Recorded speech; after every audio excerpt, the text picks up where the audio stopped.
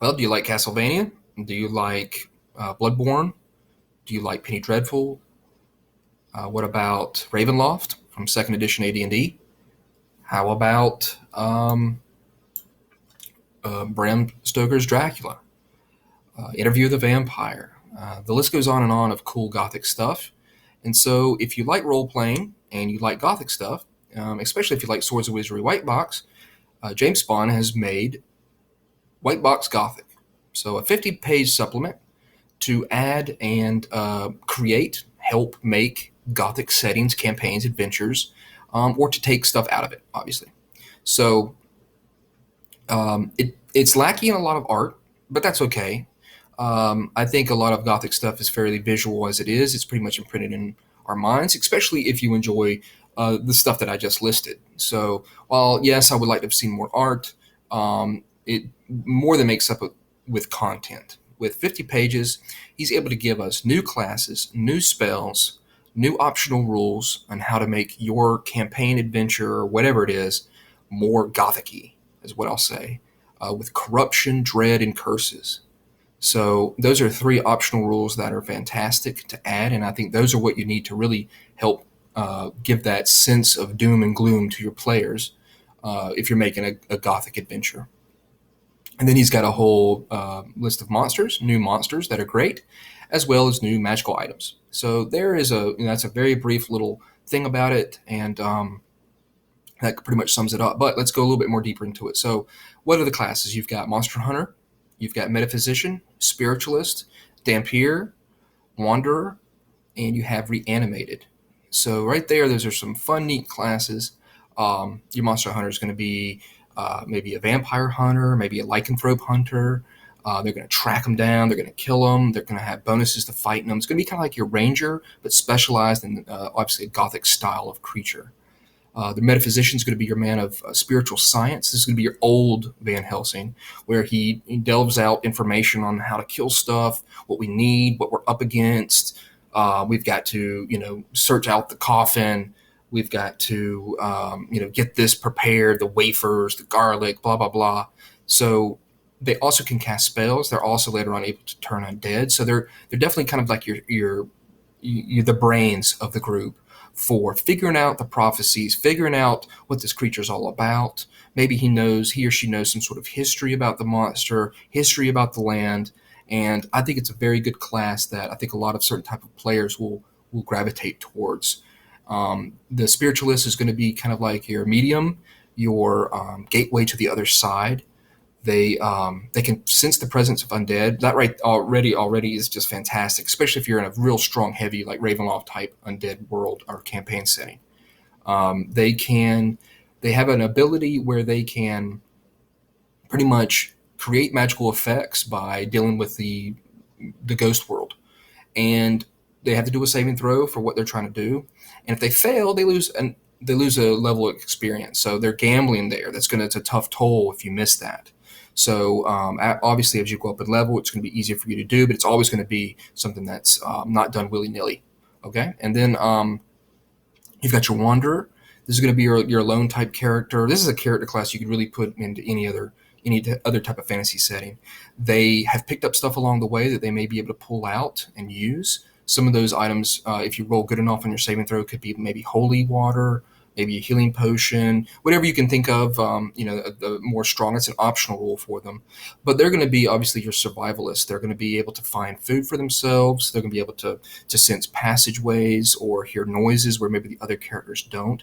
So I've enjoyed kind of loner, wandering characters before in other type of games, and this fits real nice with it. Dampier is going to be your Alucard, your half human, half vampire, straddling the fence of the dark and light. And some of them might not be evil. Some of them you could play this character evil, but they can meld into the shadows. Great for springing that attack on somebody or something. They have some aversion towards light a little bit. Obviously, they're going to have to pay some sort of price for their powers. But just a neat class all in all, and one that obviously some certain type of players, who they are, will gravitate towards. The Reanimated is great. This is going to be your Frankenstein or Frankenstein, if you wish, monster. Reanimated, put back together, super strong, They take less damage based off their level. They don't need to eat, sleep, or rest. And because people treat them like crap, the adventurers hopefully don't. So they're going to have a real protection. You should be real protective against the other, for the other adventurers. And I think that's really neat. It reminds me of the Frankenstein in Monster Squad with the little girl and the kids protecting them. And so just a great character class, and I think you could have a lot of fun with it. And I guess it is kind of a combat-oriented character because they're big and strong and can crush things. More likely, preferably skulls or necks. So that's going to be your reanimated. So good character class right there with a lot of benefits for those type of players who like to crush things. And then the next section is going to be those new rules I told you about: corruption, dread, and curses. And the corruption is exactly what you think it probably is. Your character's becoming more corrupt based off evil deeds they may see, powers they may evoke, terrible deeds they may do. And as you get more and more of them, when you get certain levels, your character is going to become more and more that monster on that trail of that path that they're taking to become something evil and damned. So very cool new optional rules for that. And it plays a little bit more into spell casting and new magical items that are in this supplement as well. Dread is going to be that overall sense of doom and gloom that the location is going to have, or something that's given off by a creature.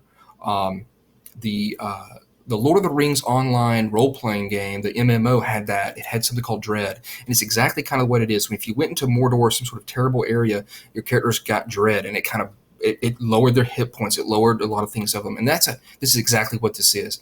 For each point of Dread that's in a location or Dread that's given out by a very powerful undead. Not all of them are give Dread, but very, very powerful one, or like a huge, huge horde of zombies would give you anywhere between 1 and 5 Dread, and that's going to affect saving throws and to hit rolls for the characters. And players are not going to like that, so they're going to feel that presence, and I think that's a good thing. Not just saying, "Hey, this place looks crappy and it feels crappy." You feel, you feel the darkness and you feel cold and you feel alone, and this place is evil. It's actually going to affect them in a dice roll effect, and you know that the players are not going to like that.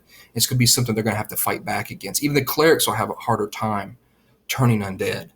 So I really like Dread because it's going to make players say, we've got to get rid of this. We got to do something about it. This is the thing that's hanging over our head the whole time. And then we have the last thing is curses, and that's exactly what it is. It's not cursing. It's not cussing somebody out. I'm not calling them an asshole. It's true curses, and the more that they are deep soul felt curse, with the roll that you have to do in order to invoke the curse on somebody. If they've killed your family, they've killed, destroyed your house, whatever it may be, the more emotional it is for you, the more it's justified. You're going to get a bonus to that saving throw roll to do a curse on somebody. There's 3 different types: minor, major, and cataclysmic. Obviously, there's going to be bigger curses that you can cast on somebody. I say cast, but put on somebody, lay on somebody, and those different levels can give you more corruption. Again, going back to that corruption rule that he created. So, if you do a cataclysmic one, you're going to get 3 corruption points, and you're already getting close. That's already starting to get you to the first level where corruption may make you smell, or dogs hate you, or there may be a coldness about you when someone stands next to you. And then all the way when your corruption gets all the way, you pretty much turn into a hulking monstrosity, evil spirit of damnation. And then he's got spells. He's got 30 new spells, both for clerics. He's got 30 spells total for clerics and for mages. And they're all going to have to deal with this type of undead, creating more dread, lessening corruption, controlling the undead, talking, speak to undead. 30 is a good number of spells, and they fit well, obviously, with this setting.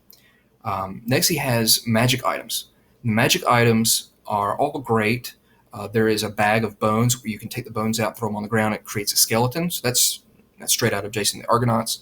And they all, obviously, there's many of them. I thought the list was quite good, and many of those are just they're just tried and true type of Gothic elements to them.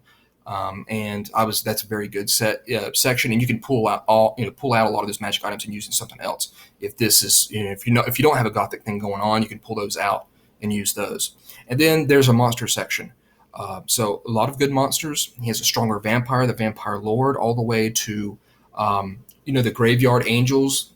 Definitely, it's in Interview with the Vampire, kind of the weeping tombstone type thing where you have the angel, made out of stone, but it's actually a monster in this that he's got, and it can cry and lure you over, and then it'll bash your skull in, and then go bury you somewhere.